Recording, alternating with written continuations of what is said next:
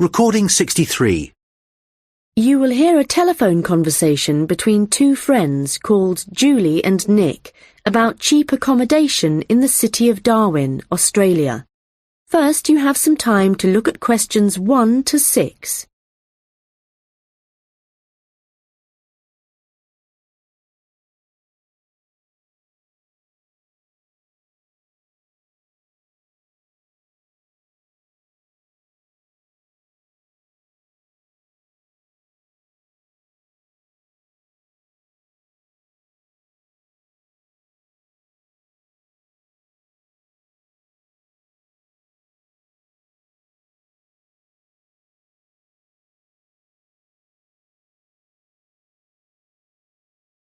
Hi Nick, it's Julie.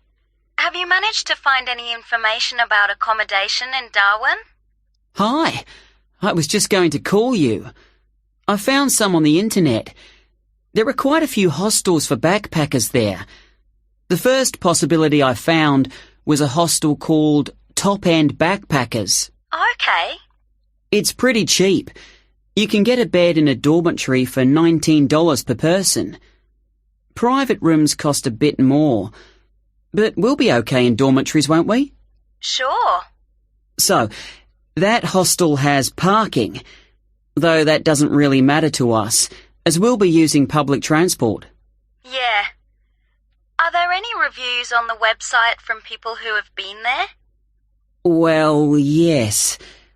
They aren't all that good, though. Some people said they didn't like the staff. They had an unfriendly attitude. That's quite unusual in a hostel. Usually all the staff are really welcoming. That's what I thought. People said they liked the pool and the fact that the rooms had air conditioning. But the problem with that was that it was very noisy, so they were kept awake. But it was too hot if they turned it off, so they had to put up with it. Someone told me there's another hostel called Gumtree something. Gumtree Lodge. It costs a bit more, $45 a person. What? Oh, no, that's for private rooms. It's $23.50 for the dorms. That's more like it. It looks to be in quite a good location. A bit out of town and quiet, but with good transport and quite near a beach. Has it got a pool? Yes, and its own gardens. The reviews for that one are mostly okay, except for one person who said they couldn't sleep because there were insects flying around in the dormitories. Not for me then. And I'd rather be somewhere central, really.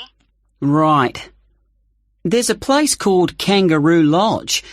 They've got dorms at $22, and it's downtown, near all the restaurants and clubs and everything. So that should suit you. And it doesn't close at night. So there's always someone on reception? That sounds good. The only criticism I saw was that the rooms were a bit messy and untidy, because people just left their clothes and stuff all over the beds and the floor. Don't hostels usually have lockers in the bedrooms, where you can leave your stuff? Yeah, they do usually, but apparently they don't here. Still, hostels are never particularly tidy places, so that doesn't bother me. And the same person said that the standard of cleanliness was pretty good, and especially the bathrooms. They were excellent as far as that went. Right. Yeah, I reckon Kangaroo Lodge sounds the best. Me too. Quite a lot of people reviewing it said it was really fun there. Like every night everyone staying there got together and ended up having a party. So it sounds like it's got a really good atmosphere. Okay, let's go for that one. Before you hear the rest of the conversation, you will have some time to look at the questions 7 to 10.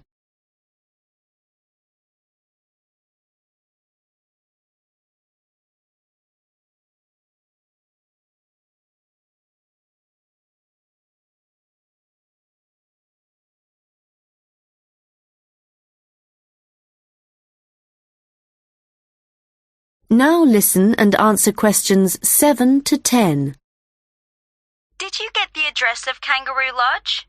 Yes, it's on Shadforth Lane. Can you spell that? Shadforth.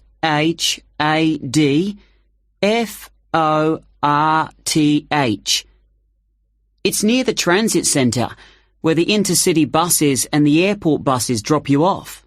Cool. I'm really looking forward to this. I've never stayed in a hostel before.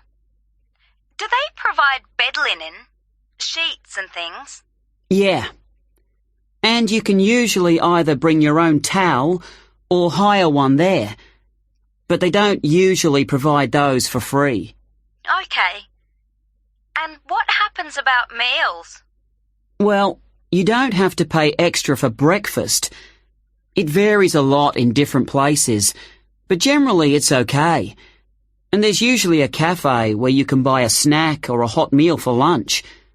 But actually, if you're really travelling on the cheap, usually for every 5 or 6 rooms, there's a kitchen where you can knock up a snack. And that saves a lot of money. Great. Right. Well, shall I go ahead and book that? That is the end of section 1. You now have half a minute to check your answers.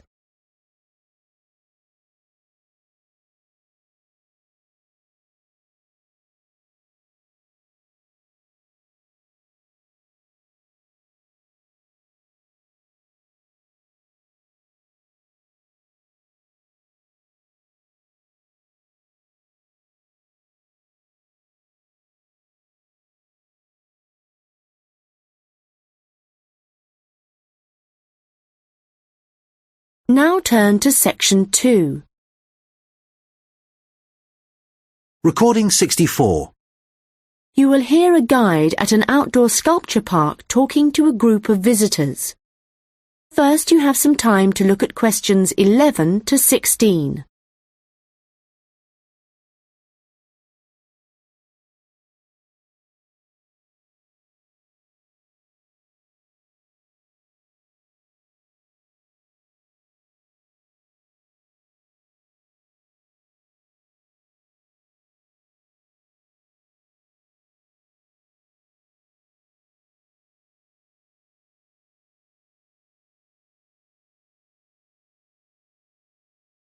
Hello everyone and welcome to the Anglia Sculpture Park.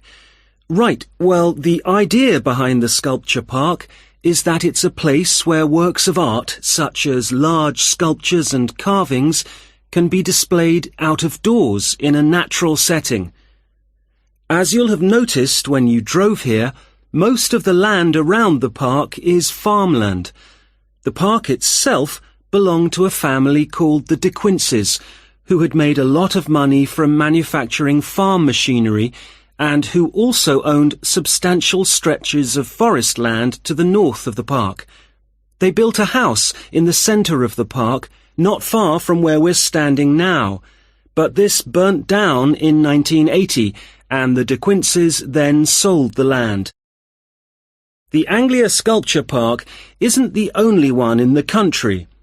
Several of the London parks sometimes display contemporary sculptures, and there are a couple of other permanent sculpture parks in England. But we're unique in that some of our sculptures were actually created for the sites they occupy here, and we also show sculptures by a wider range of artists than anywhere else in the country. For example, at present we have an exhibition by Joe Tremaine of what he calls burnt sculptures. These are wood and stone sculptures that he's carved and marked with fire to illustrate the ferocity and intensity of the forces that have shaped our planet over millions of years. They look really dramatic in this rural setting. To see some of the sculptures, you'll need to follow the path alongside the lower lake. We had to renovate this after the lake overflowed its banks a couple of months ago and flooded the area. The water level's back to normal now, and you shouldn't have any trouble. The path's very level underfoot. You should be back at the visitor centre at about 4 o'clock. If you have time, it's worth taking a look at the centre itself. It's not possible to go upstairs at present, as builders are working there adding another floor, but the rest's well worth seeing. The architect was Guy King. He was actually born in this part of England, but he recently designed a museum in Canada that won a prize for innovation in public buildings. If you want to get something to eat when you get back, like a snack or a sandwich, the terrace room is currently closed, but you can go to the kiosk and buy something, then sit on one of the chairs overlooking the lower lake and enjoy the view as you're eating. Before you hear the rest of the conversation, you will have some time to look at the questions 17 to 20.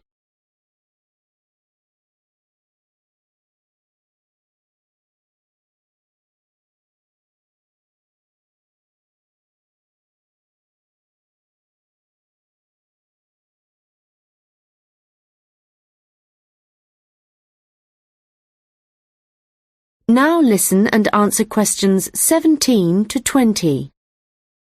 Now, let me just tell you a bit about what you can see in the sculpture park. If you look at your map, you'll see the visitor centre, where we are now, at the bottom, just by the entrance. Since we only have an hour, you might not be able to get right around the park, but you can choose to visit some of the highlights. You might like to take a look at the Joe Tremaine sculptures, which are displayed on this side of the upper lake, just behind the Education Centre and near the bridge. They're really impressive, but please remember not to let your children climb on them. One of our most popular exhibitions is the Giorgio Catalucci bird sculptures. They're just across the bridge on the north side of the lower lake. I love the way they're scattered around in the long grass beside the lake, looking as if they're just about to take to their wings. You could also go to the garden gallery. It's on this side of the upper lake. From the visitor centre, you go to the education centre, then keep on along the path and you'll see it on your right. There's an exhibition of animal carvings there which is well worth a look. We also have the Longhouse. That's quite a walk. From here, you go to the bridge and then turn left on the other side. Soon you'll see a winding pathway going up towards the northern boundary of the park. Go up there and you'll find it at the top. They have some abstract metal sculptures that are well worth seeing if you have time. OK, well, now, if you... That is the end of section 2. You now have half a minute to check your answers.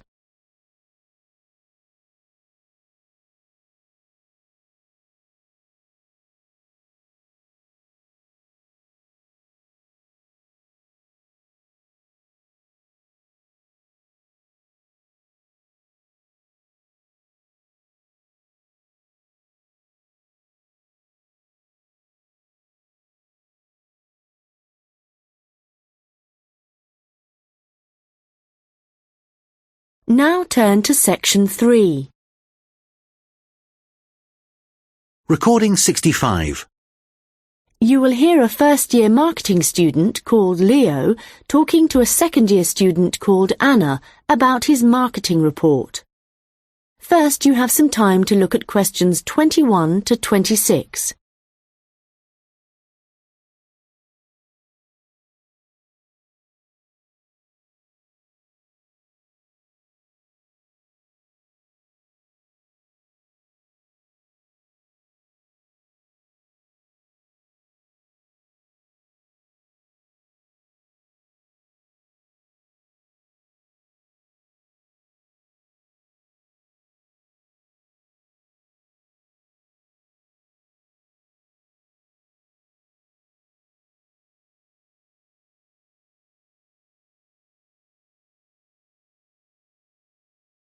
Anna, I wanted to ask you about my marketing report. I'm not sure about it. That's okay, Leo. So what do you have to do? Choose a product or service, then compare two organisations that produce it. I'm doing instant coffee. But haven't you got a weekend job in a clothing store? Why didn't you choose clothing? That was my first thought, because I thought it'd give me some practical examples. But when I searched for men's clothing on the internet, there were hardly any articles. So then I looked for coffee, and I found there were tons. Yeah, there are so many brands on the market now. OK, so how much have you actually written?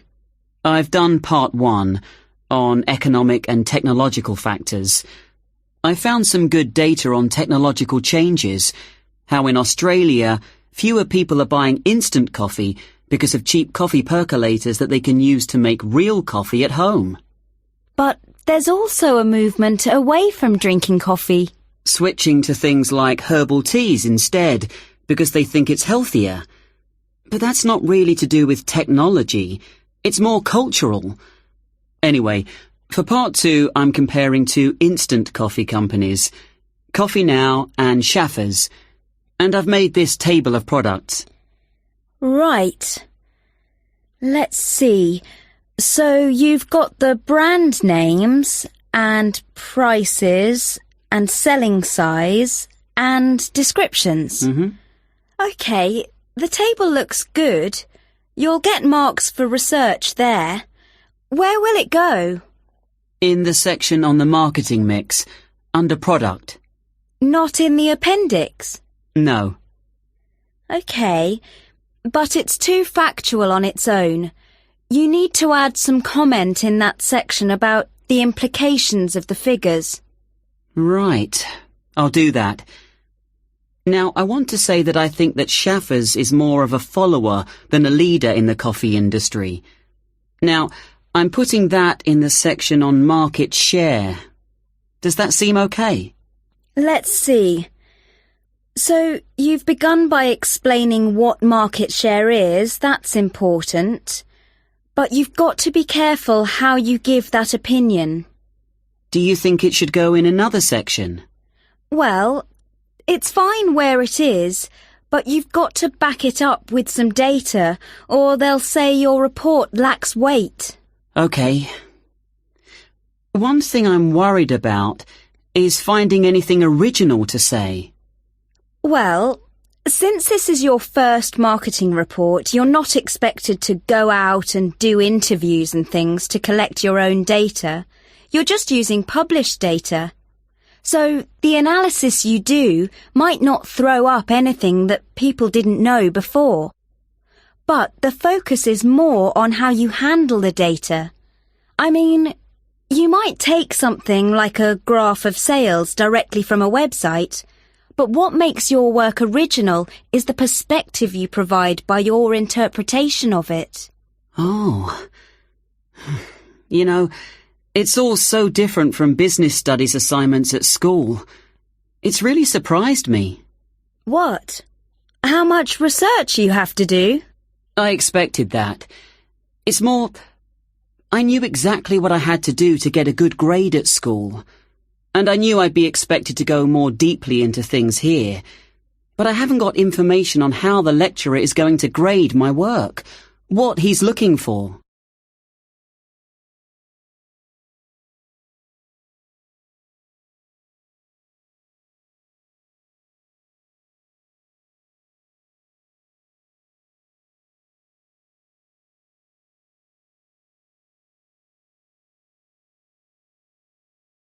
Now listen and answer questions 27 to 30. Well, one thing you have to remember is that in a marketing report, you've got to have what they call an executive summary at the beginning. I forgot that and I got marked down. Yeah, I've drafted it. I've got an overview. Have you got something about the background there? Yeah. Good. So, I've just made a summary of the main points. I wasn't sure whether or not I should have my aims there. No, that's too personal. The executive summary is just like what a manager would read to get a general idea of your report if he was in a hurry. Right. Then I'm okay for the first main part, all of the macro environment stuff. But it's when I get onto the problems section.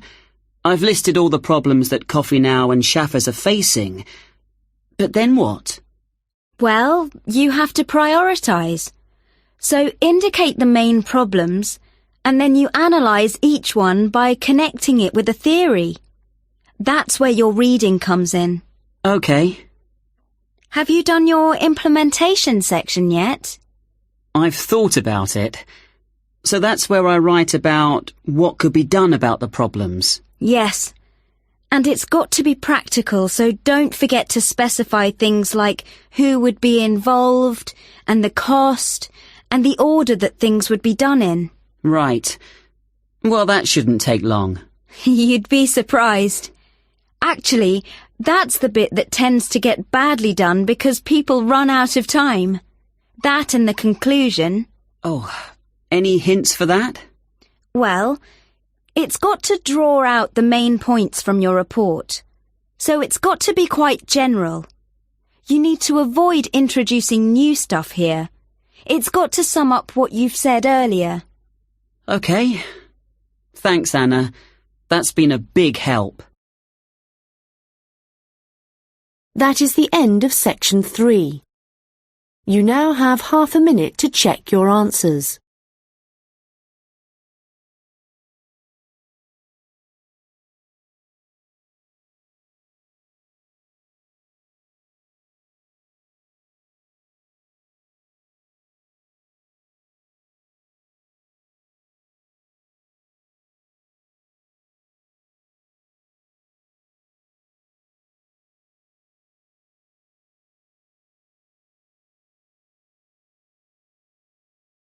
Now turn to section 4. Recording 66. You will hear part of a lecture about the history of fireworks in Europe. First, you have some time to look at questions 31 to 40.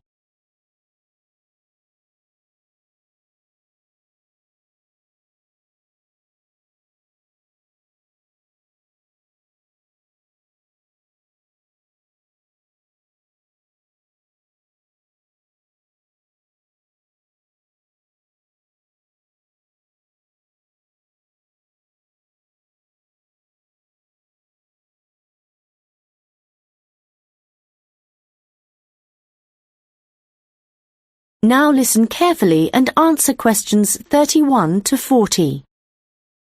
An interesting aspect of fireworks is that their history tells us a lot about the changing roles of scientists and technicians in Europe. Fireworks were introduced from China in the 13th century.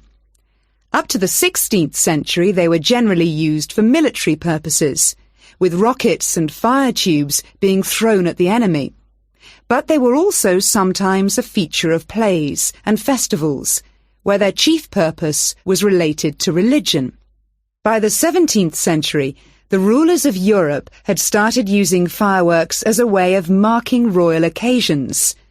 Technicians were employed to stage spectacular shows which displayed aspects of nature, with representations of the sun, snow and rain. These shows were designed for the enjoyment of the nobility and to impress ordinary people. But fireworks also aroused the interest of scientists, who started to think of new uses for them. After seeing one firework display where a model of a dragon was propelled along a rope by rockets, scientists thought that in a similar way humans might be able to achieve flight, a dream of many scientists at the time. Other scientists, such as the chemist Robert Boyle, noticed how in displays one firework might actually light another, and it occurred to him that fireworks might provide an effective way of demonstrating how stars were formed. Scientists at the time often depended on the royal courts for patronage. But there was considerable variation in the relationships between the courts and scientists in different countries. This was reflected in attitudes towards fireworks and the purposes for which they were used. In London, in the middle of the 17th century, there was general distrust of fireworks among scientists. However, later in the century, scientists and technicians started to look at the practical purposes for which fireworks might be employed, such as using rockets to help sailors establish their position at sea.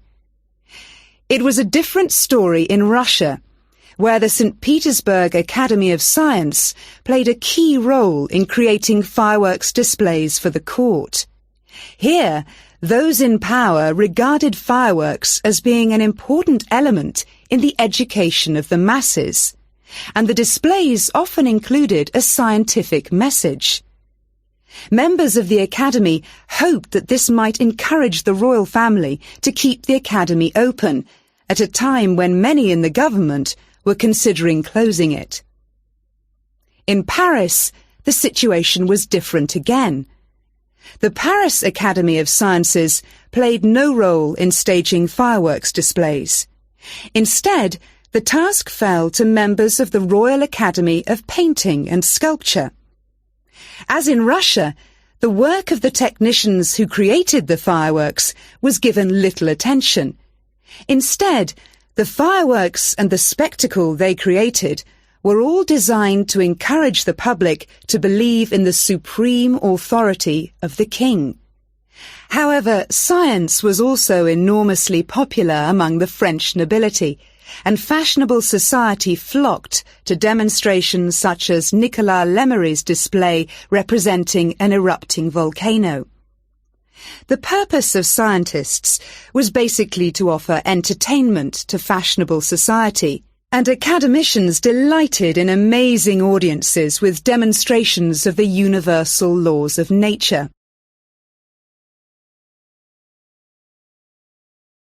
In the course of the 18th century, the circulation of skills and technical exchange led to further developments.